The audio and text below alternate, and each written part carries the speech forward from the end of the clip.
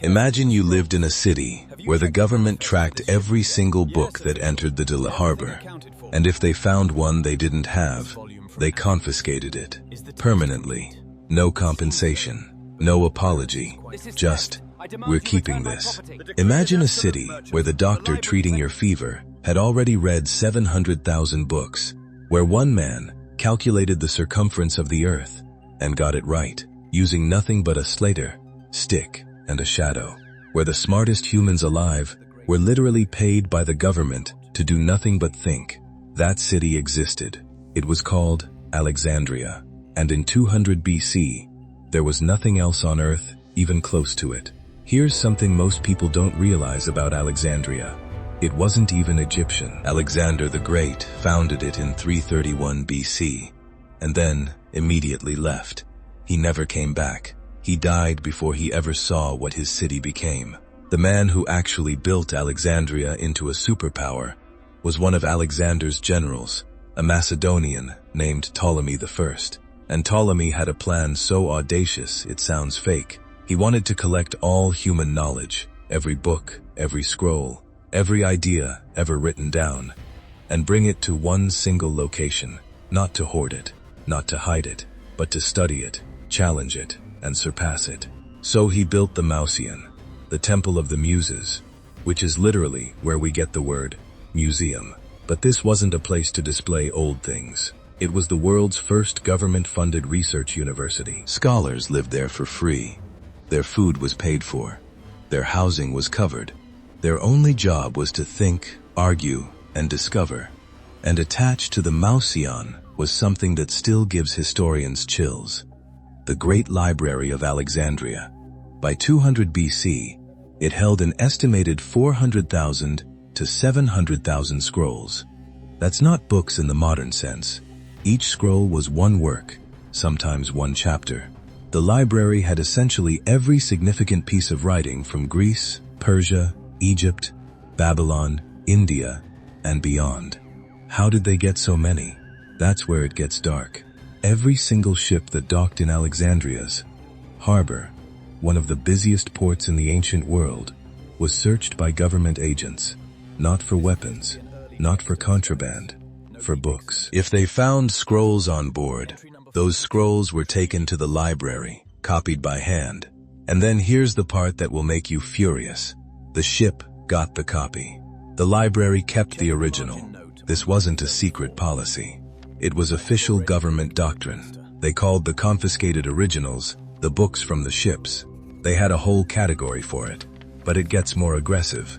Ptolemy III, ruling right around 200 BC, actually wrote to the rulers of Athens and requested the original master copies of the works of Aeschylus, Sophocles, and Euripides.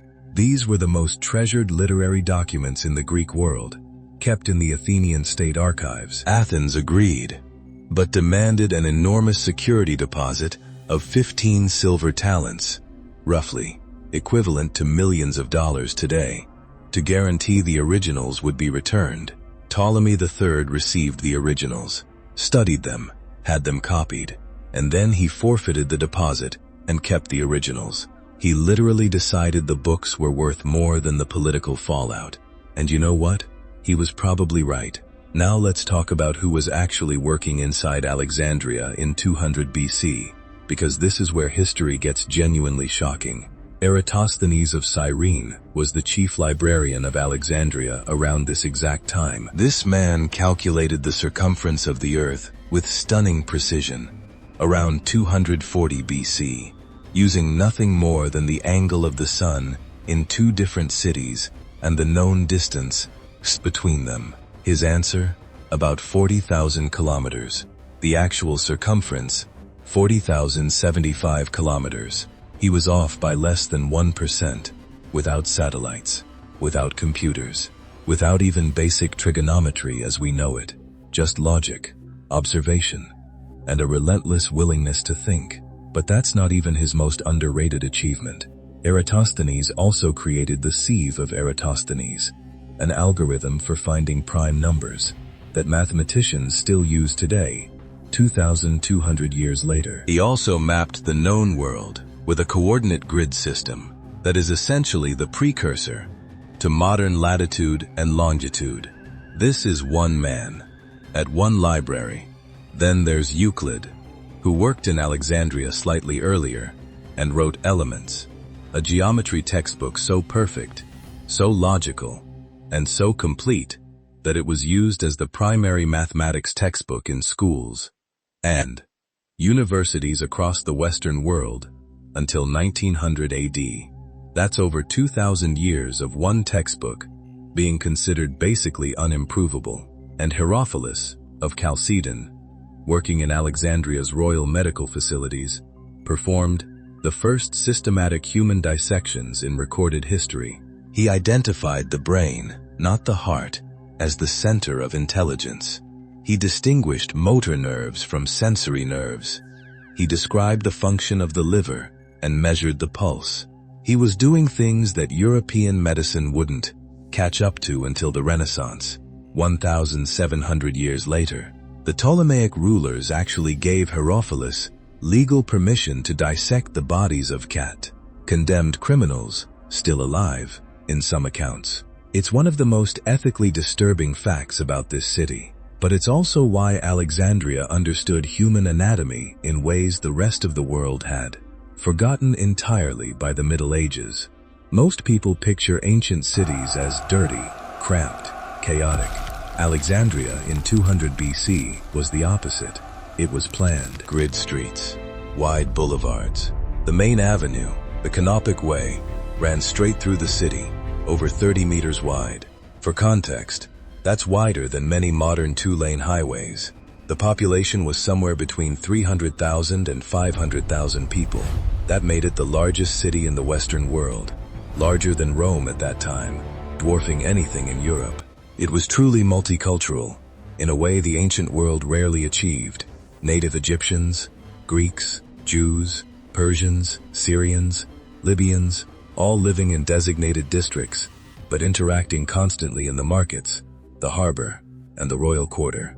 The royal quarter occupied roughly a third of the entire city. It contained the Mausion, the library, the palace complex, and the Soma, the mausoleum, where Alexander the Great's body was kept in a golden sarcophagus. Julius Caesar later visited it. So did Augustus. Caligula reportedly stole Alexander's breastplate right off the mummy and wore it for a day just because he could. The harbor was anchored by the Pharos Lighthouse, one of the 7 wonders of the ancient world, standing somewhere between 100 and 130 meters tall. At night, it burned a fire, visible from 50 kilometers out to sea. Ancient sources claimed it used curved bronze mirrors to focus the light, an optical technology that implies knowledge of reflection physics that historians are still debating today. Ships arrived from Rome, Carthage, India, Arabia. Alexandria controlled the trade route between the Mediterranean world and the East. Spices, silk, papyrus, grain, glass, all of it flowed through this harbor. The city was not just the world's brain, it was the world's wallet. Here's a fact that will permanently change how you think about history. When the Library of Alexandria burned, and yes, it burned, though slowly and in pieces over centuries, not in one dramatic fire, the world did not just lose books. It lost the accumulated scientific progress of a civilization that was, in some measurable ways, more advanced than what came after it for over 1,000 years. Scholars at Alexandria had calculated that the Earth orbits the Sun, not the other way around. Aristarchus of Samos proposed the heliocentric model in the 3rd century BC, right here, in this intellectual ecosystem. The geocentric model that the Church would later enforce for over a millennium as religious doctrine. It was actually the less advanced model, popularized after the more correct one had already been proposed. They understood that the Earth was spherical. They had a theory of atomic structure. Democritus had already proposed that all matter is made of indivisible particles, called atomos, centuries before Alexandria peaked. Scholars at the library refined and discussed these ideas constantly. They had steam-powered machinery. Hero of Alexandria, working a couple centuries after our 200 BC focus point, built the aeolipile, a rudimentary steam engine. It was treated as a novelty. Nobody connected it to the possibility of industrial power. The Industrial Revolution might have happened in 100 AD instead of 1800 AD. Think about that. If the knowledge of Alexandria had been preserved, developed, and built upon, instead of burned and forgotten, we might have landed on the moon during the Roman Empire. Alexandria didn't die in a day. It died over 700 years of slow decay, political instability, and yes, fire. Julius Caesar's troops accidentally burned part of the libraries in 48 BC during a harbor battle. Mark Antony reportedly gave Cleopatra 200,000 scrolls from the library at Pergamon as a replacement gift. It was a drop in the ocean. The real killing blows were political. When Rome absorbed Egypt, imperial funding for the Mausion gradually dried up. Scholars left. Books stopped being copied. The institution that had once been so well funded that scholars wanted for nothing became neglected, then irrelevant.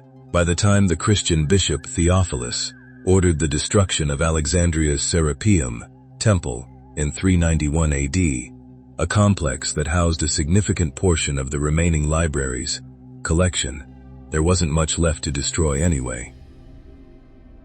And in 642 AD, Arab general Amr ibn al-As conquered Alexandria. The famous story that Caliph Omar ordered all the books burned, saying either they contradicted the Quran and should be destroyed or they agreed with it and were redundant, is almost certainly a myth added centuries later. But by that point, the library as a functioning institution had already been dead for generations. The tragedy wasn't one villain, it was entropy, neglect, politics, the slow grinding inability of any civilization to sustain greatness indefinitely. Here's what haunts me about Alexandria. This city existed. It worked. For almost 300 years, humanity built something extraordinary, a place where the smartest people alive were free to think, funded by the state, surrounded by every book ever written, and challenged daily by peers who were just as brilliant. And in that window, they discovered things that the rest of the world would have to rediscover from scratch 1,000 years later. The question Alexandria forces you to ask isn't, what did we lose? The question is, what are we not building right now? Every generation thinks it's at the peak of human knowledge. The people of Alexandria did too, and they were until they weren't. Until a library burned, scholars scattered, and the lights went out for 1,000 years. We're sitting right now with more accumulated knowledge than Alexandria could have dreamed of. The question is whether we're doing anything worthy of it. Alexandria proves that brilliance is not permanent. It is chosen, built, funded, protected. And the moment a civilization decides those things aren't worth the investment, the fire doesn't need to come from outside. It starts from within. If you enjoyed this journey into history, don't forget to like this video and subscribe to Fabelon Stories for more forgotten civilizations and untold stories. Because the past is stranger than you think.